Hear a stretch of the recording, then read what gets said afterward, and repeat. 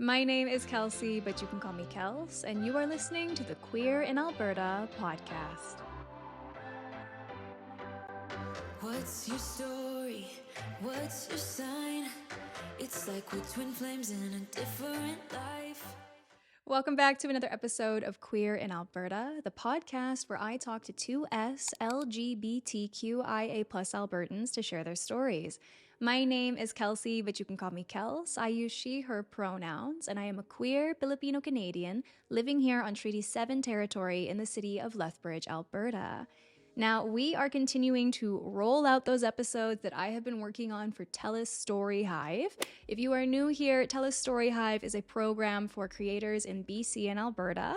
You get funding, professional industry training, distribution on national TV, and I was lucky enough to be one of 100 creators last year, selected for the Voices 2.0 grant. The episodes that I made for Storyhive are now available to stream all across Canada, and I'm just in the process of releasing them here for my audience, so that even if you don't have Optic TV, you can still have access to the content that I've been making for Telus. But I just got back from Ottawa, besties. I'd never been to Ottawa before, and no tea, no shade. Just if you're from Ottawa, it's no disrespect. But in my mind, I was never like, you know where I want to go? Destination Ottawa. But you know what? The city was actually really beautiful. I was so shocked as living here on the prairies where everything is already very much in the swing of fall. I drive outside and the leaves are yellow, they're orange, some of them are falling off the trees. In Ottawa 2 days ago, it's like full on summer still. I was in a tank top, everything is green and lush, and I know it's because you guys are so much further south than we are here in Alberta, even in southern Alberta, but it was still such a contrast to see for myself. I am very much an Anglophone, so pardon my pronunciation of French. I am doing my best, but I got to see the Rideau Canal. I think it's Rideau. I was saying Rideau before, but I was listening to a bunch of people speaking in French and they did not say Rideau. I could have walked across, but at that point I had done like 5 hours of walking just in the downtown core by Parliament. I saw all of it and I was so exhausted, so that's for next time. Why was I in Ottawa? I was there because I was actually, oh my goodness, I entered my panelist era, my keynote speaker era, which was so much fun. I got to go on stage with two other amazing individuals working in DEI, so diversity, equity, and inclusion. But yeah, there were like 700 people in the audience and then a whole other large audience online watching, and I think it was broadcasted on TVO. But now talking about today's episode, you guys are in for such a treat. Like this next guest, I truly feel like they're a younger sibling to me at this point. I have such love and adoration for them. Their name is HotWheelz. They are a fantastic electric drag performer that is truly breaking boundaries in the city of Edmonton, Alberta, because they are a disabled drag performer. HotWheelz speaks so much to why it is necessary to see more spaces that are accessible for drag performers who are disabled. And we also have a really rich discussion on intersectionality, as HotWheelz is also biracial. They are also half Filipino, half Canadian, like myself. And this was something that I didn't realize beforehand going into the interview. So we have that moment, you get to see it, you get to hear it, and it's really beautiful and something that makes me smile every single time I go back to this episode. I do want to say before we get right into it that if you have been enjoying and loving Queer in Alberta, please leave a review or a rating. I really love engaging with you and hearing what you like about the series, what you want to see more. So you can always comment in the little Q&As that I leave on Spotify or find me on TikTok, Instagram. I'm just a DM away. But without further ado, my loves, this is episode 2 of the Queer in Alberta season that I made for Telus Storyhive, featuring Jay Consul, also known as the one and only HotWheelz.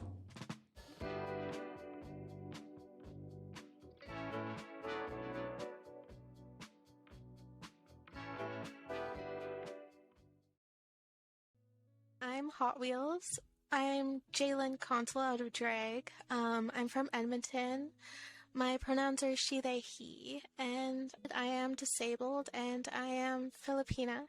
When I came out, it was actually very anticlimactic. I was actually very surprised. Okay. I have a lot of issues with my dad. He's very religious, so I've always kind of struggled with him. But, I take what I can get. My Filipino grandparents are actually really fantastic. The rest of the family, not as much, but them, they're amazing. They came to my first drag show, and that was like the funniest, coolest thing ever. Yeah. My little Filipino grandmother going into a gay drag bar. My Lola could never. She could never. I love that story. My Lolo and Lola, I've never had the conversation with them. And for anybody that's listening or watching, Lolo and Lola is like a term for your grandparents in Tagalog. I haven't had that conversation about me being gay with them because I just imagine my Lola having like a heart attack or something when she finds out, like it's a telenovela. My grandmother is religious too, so I was very, very scared. Mm-hmm. Like, I had a gay uncle and he was very taboo. Nobody talked about him.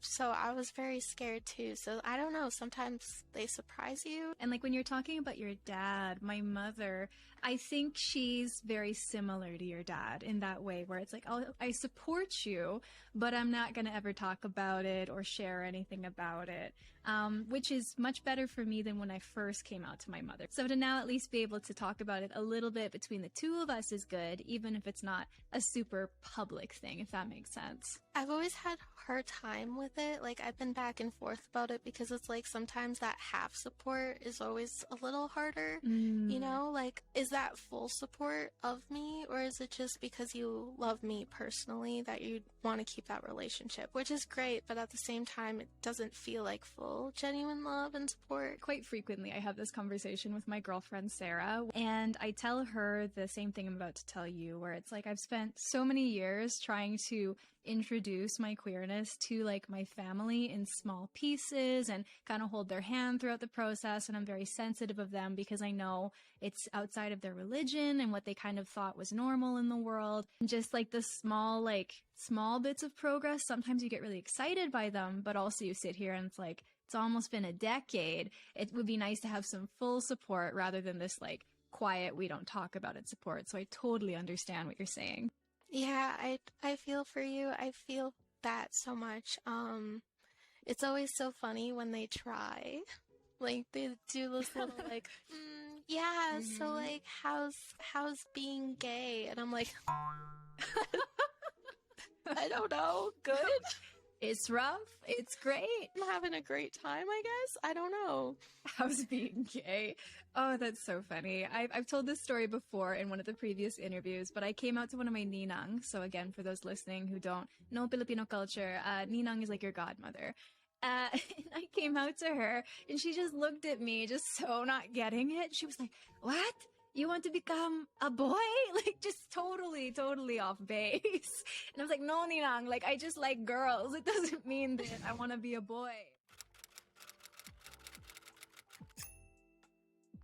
When did the kind of like embracing of drag culture happen? Because as I said earlier, you look amazing. I love to hear about that. I started drag 6 months ago, and I was basically just doing it on TikTok, just like in my bedroom. And then I was like, I'm not gonna mention it to anyone except my mom and my brother until I get booked. And then I got booked like a month later, and I was like, oh, okay. Basically, my dad is very big in money.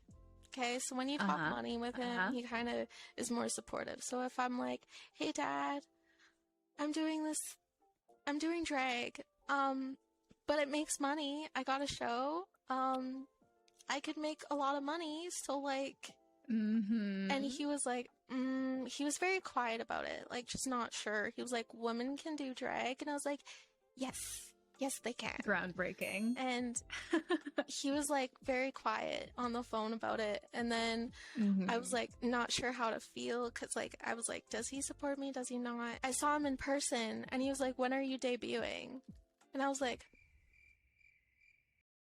how do you know that term? And then he was like, okay, so my friend Rob, you knew him, you grew up with him. He's gay and he's a drag queen. I love my homophobic dad being friends with a drag queen and then hooking me up with drag queen advice. Like, my dad doesn't fully get it. Like, he doesn't really like understand, but he does, kind of. And then I told my grandparents. Then I'm performing on stage. and they got so excited. Like, all I had to say was, like, I'm performing on stage. I'm doing lip syncs. I'm celebrating my gayness. And they were like, ooh! Yeah. Yeah. And now they think they're professionals. And they're like, you're so good at drag. No one else is as good as you. Like, I don't understand. They don't think there's that good. And I was like... Like, you're literally doing the most Filipino thing ever. Getting up on a stage and, like, lip syncing and performing. Like, this is what we do as a basic concept. So it's so fun that, like, your family gets to be a part of it. That's so true. I never even thought about that. But yeah, like, my grandma especially is very dramatic. I've been performing at her birthday parties since I was a kid. Like, but when you were talking about your dad and, like, the total Uno reverse of him being like, and then, by the way, here's my gay friend, that just reminded me of my nanay. When I first came out to her, she acted like end of the world, earth shattering, and as if she'd never met another gay person, never conceived of it, yada, yada, yada. And then we were just chatting years later, and she was telling me about her best friend in high school who was a guy. And I was like, did you ever want to go out with him? Like, you seemed really close. And she's like, no, I thought he was gay. And I'm like, why are you so casual about the fact that you knew gay people existed, but when your kid came out as gay, it was like, hey. right? What? It's like you knew the concept. You understood the assignment. Where... Oh, yeah. What happened? How has drag gone for you? Because you say you got booked super fast. Like, tell me how it's going. I never thought it would move so quickly. I had these goals set, and they just happened before I thought it was possible. I'm working for Party Queens now. I'm an intern. They book drag artists all around Alberta, and then some places in Vancouver, and then we have New York, and we are putting on bi-monthly shows at a fully accessible venue called Collab. There's no accessible venues here in Edmonton that do drag, so this is the first one, and I'm fully a part of it, so I'm very excited. I'll be having my first hosted show in July, which is very exciting. Amazing. Yeah, so a lot has happened. We need more accessible places and spaces for queer people in Alberta. Can you tell me a little bit about what an accessible venue looks like? Yeah, for sure. My biggest thing is a lot of people say it's accessible, but it's not. So, like, say they have a ramp. What if that ramp is not, you're not able to go up and down it in, like, a manual wheelchair? Then it's not really accessible. If it's too steep or anything, it may look accessible on paper, but it may not actually be accessible, right? Like, my biggest thing is also, like, just because it may not have stairs or it may be accessible to wheelchair users, it may not be accessible to, like, everyone. Whereas, like, say, strobe lights, like, that shouldn't be a thing. Like, at least have an epilepsy warning. I feel like that's very important. Also, smoke machines. I'm so against smoke machines. Collab is fantastic. It hits all the marks for me. There's giant handicap washrooms. There's a nice ramp. Like, it's not too steep. It's perfect. To the green room, it's very big. We're not having any strobe lights. We're not having smoke machines, like I said. We're gonna have volunteers all over, making sure people are safe and making sure people are comfortable. And we're gonna have a nice little safe room just in case people need a minute to decompress. It's been so hard for me because I am actually very lucky to be able to be bi-mobile, or else I wouldn't be able to perform. Yes, I know that a lot of people that are paralyzed or literally cannot walk would not be able to perform in these spaces because you have to walk down these stairs. There's no elevators. There's nothing like that. So I am lucky in that regard, but a lot of people still view it as like, oh, she's faking, or she shouldn't be in a wheelchair or whatever. But it's like, there's so much more to disability. It's not just one thing. It's been difficult, but I've been managing. I've been just trying to push my way into these spaces and be like, I'm here. Just because you may not appear how society believes someone disabled should appear does not at all discredit what you're going through or devalue what you're going through. Oh yeah, 100%. I completely agree with you. I've dealt with both. Before I was in a wheelchair, I was invisibly ill. I have full body pain.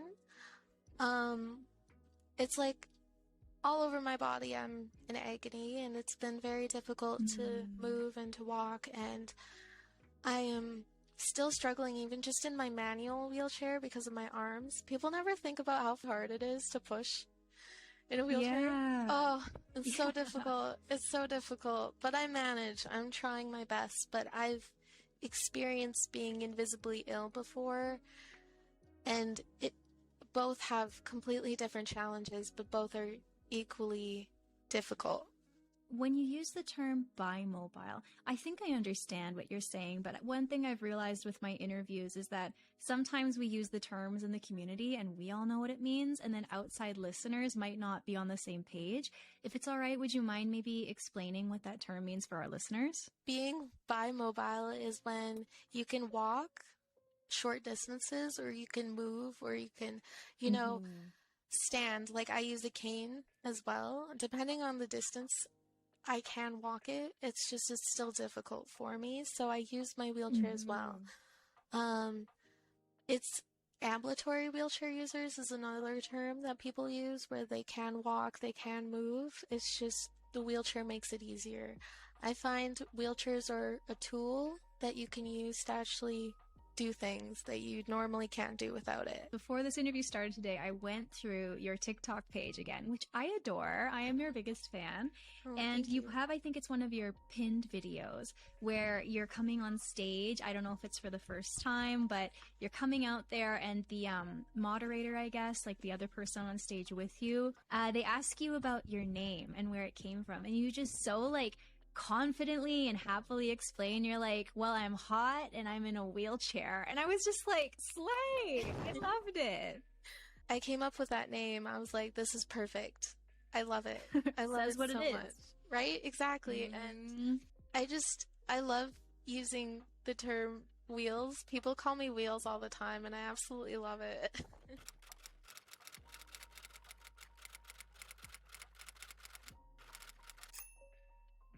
Even in my experience and those of other like POCs in the community that I've interviewed, often it's like impossible for us to talk about what it's like to be queer in Alberta without talking about all of these different intersections of identity. How do you feel that affects your experiences in the queer community? There's so many layers now. I didn't realize how much more difficult it was. And then on top of that, it's being a woman doing drag. That adds another layer, and I feel like the queer community still has so much more to go to fully accept everyone in their spaces, because just because we say we're inclusive doesn't mean we're fully inclusive. I also have a hard time being half Filipino. I never felt connected to being it, and then also I don't know, I never fit in with other Filipinas, and then I never fit in with white people. So it's always been this middle ground for me that has been very hard. Yeah. Oh my God. Okay, so I didn't realize that you were also half Filipina. Yeah, dude, this interview just got to a whole new level because I understand that experience 1000%. It's like you don't fit in anywhere. The only people that really do understand is like people that are half as well, or just like even any POC person that is also half white. It's very difficult. I grew up with this struggle. Like, I never even fit in my own family. Like, I've always felt like distanced. There was always the term, "You're the whitest unwhite person I know," was like, ugh. A friend of mine, while I was growing up, once told me, "You're the most Asian person that I know, but you're still pretty white." And I'm like, it's the same thing, but just different font. I don't even feel like a lot of people in the community that I'm in fully know that I am Filipina. It's like I'm not welcome or even regarded as one of them. So you're saying like you don't even feel like you belong with like Filipino drag queens and drag community in Edmonton? Yeah. I literally wouldn't even call myself POC or even Asian. Like, I literally never felt like I was allowed to, which is so messed up. Like, how I literally Mhm. gaslit myself into thinking I'm just not. And it's like, I no, get that. right? It's Mhm. hard when you Mhm. never feel accepted or even included in it, that you're just like, okay, then I guess I'm not. This whole like blood quantum ideology is not coming from within our own culture originally. That is a colonizer's tool. I find it really weird because I find like the broader Filipino community will either celebrate me and like kind of like put me on a pedestal for being half white, and then at the same time kind of like tear me down and say that I can't take up any space because I am half white. Yes, just yes. My mom's white. And she's actually been Got really it. great. I find she's trying her best to, be like help us with our culture, whereas the other side doesn't feel like they are that great with it.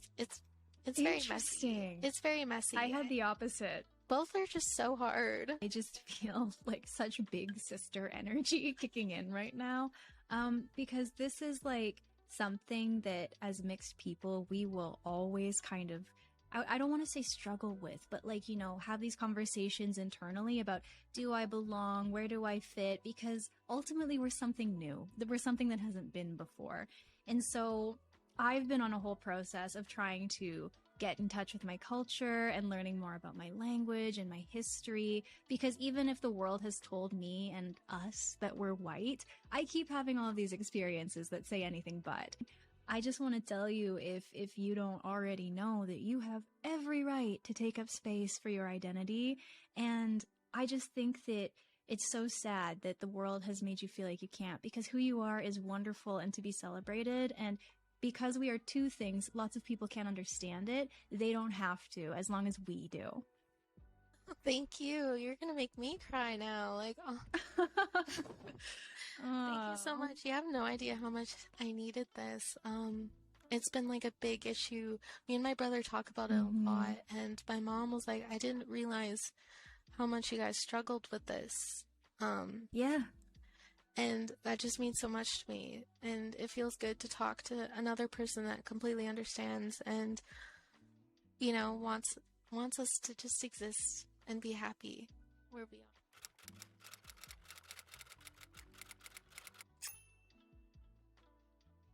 We're talking a bit about this amazing accessible space and how great that is for you to have.